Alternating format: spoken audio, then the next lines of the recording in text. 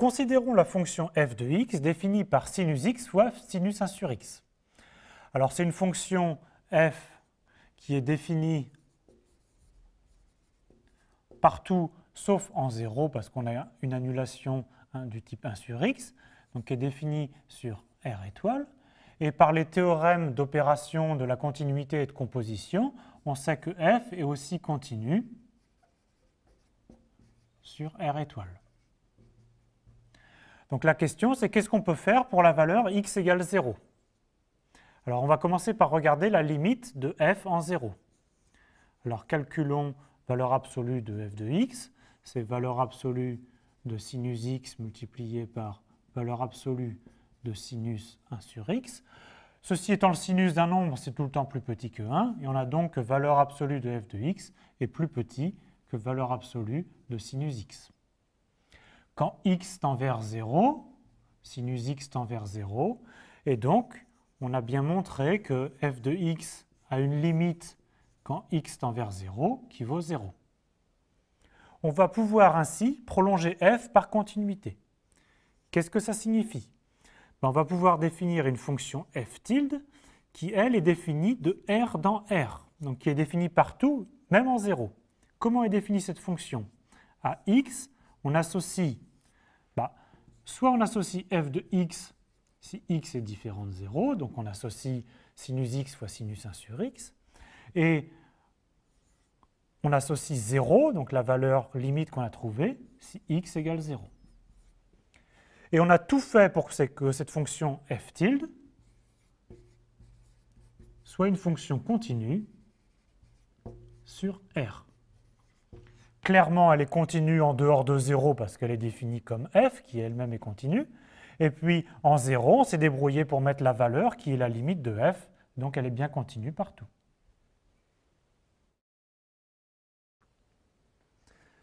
Même question avec la fonction g de x définie par 1 sur x multiplié par log d'exponentielle x plus exponentielle moins x sur 2. Cette fonction est définie sauf en 0 parce qu'on a une annulation, et par les théorèmes généraux sur la continuité, elle est continue sur R étoile. La question qui se pose, c'est qu'est-ce qu'on peut dire pour le prolongement par continuité en x égale 0? Alors la meilleure façon de voir qu'il y a une limite, c'est de considérer la fonction k de x égale à log d'exponentielle x plus exponentielle moins x sur 2. On remarque à ce moment-là que la fonction g de x, c'est en fait le taux d'accroissement k de x moins k de 0 sur x moins 0. En effet, k de 0 vaut 0. K de x, c'est exactement cette expression-là, et donc on divise par x et on obtient bien g de x. Donc ceci est le taux d'accroissement de la fonction k de x. La fonction k de x est dérivable, et donc on sait que quand x tend vers 0, ce taux d'accroissement tend vers la dérivée k' de 0. Alors reste à calculer la dérivée k' de x, qui vaut en fait exponentielle x moins exponentielle moins x sur exponentielle x plus exponentielle moins x, et donc k' de 0 vaut 0. On vient donc de montrer que g de x a pour limite 0 quand x tend vers 0, et donc on peut définir une nouvelle fonction g tilde qui, elle, est définie partout, de la façon suivante. À x, on associe g de x si x est différent de 0, donc on associe cette expression-là, et si x égale 0, on associe 0 si x égale 0. Et comme on a vu qu'elle était continue en dehors de 0 et admet pour limite 0 en 0, cette fonction g tilde est continue. On a bien prolongé g par continuité.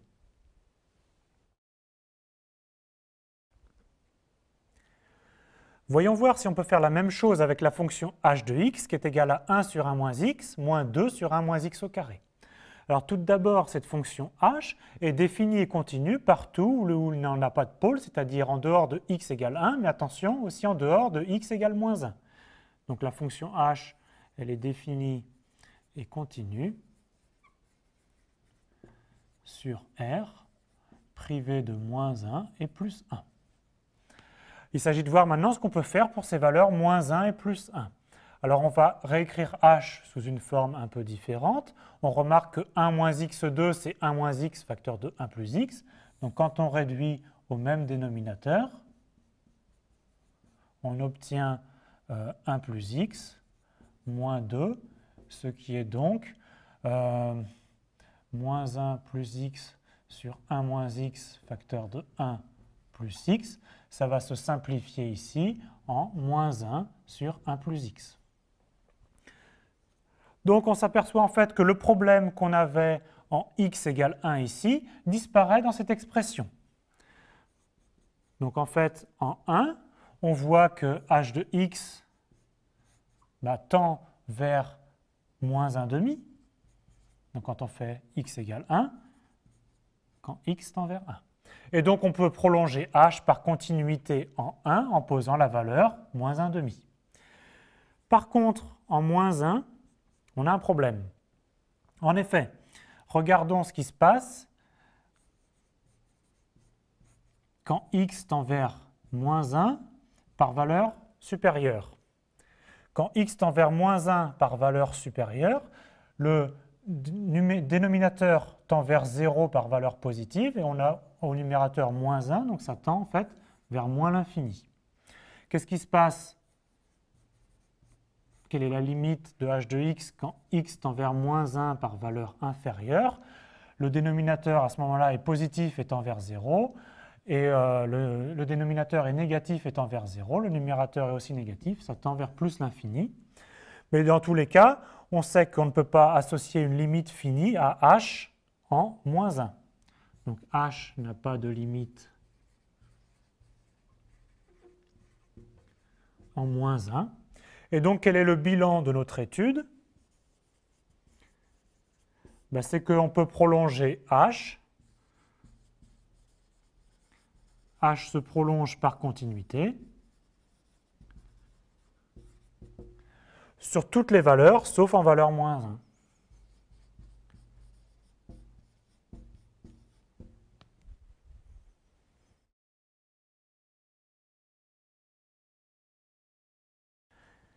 Rappelons le principe du prolongement par continuité. On prend une fonction r qui est définie partout sauf en x0 et on suppose qu'elle est continue sur les deux intervalles moins l'infini x0, x0 plus l'infini. Alors, le prolongement par continuité consiste à trouver une nouvelle fonction f tilde qui, elle, est définie partout, y compris en x0, et qui est définie de la façon suivante.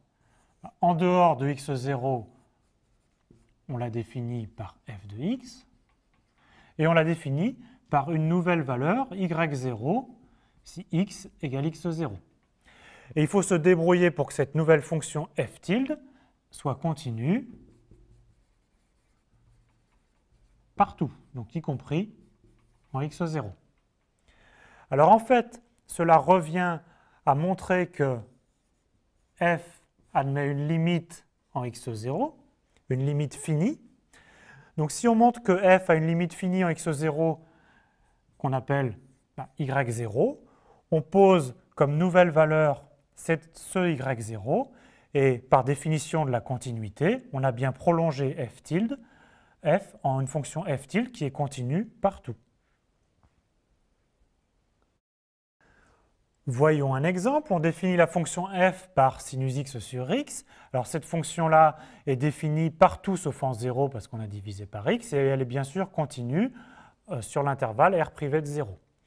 Mais on sait que sinus x sur x tend vers 1 quand x tend vers 0. Donc en posant f de 0 égale 1, on prolonge la fonction f par continuité. Alors on note souvent abusivement la nouvelle fonction, encore f, et qui elle va être définie sur r de r dans r. Qu'est-ce que ça donne sur le dessin? On a ici le graphe de sinus x sur x qui n'est pas défini en 0, et en 0, on pose la valeur f de 0 égale 1, et la fonction devient une fonction continue sur r. Alors bien sûr, toutes les fonctions ne sont pas prolongeables par continuité. Je vous donne ici l'exemple d'un graphe d'une fonction qui est continue partout sauf en x0, mais il n'y a aucune chance de prolonger la fonction g en x0 en une fonction continue. On a une limite à gauche et une limite à droite qui sont différentes, et donc on ne pourra jamais prolonger g en une fonction continue sur R.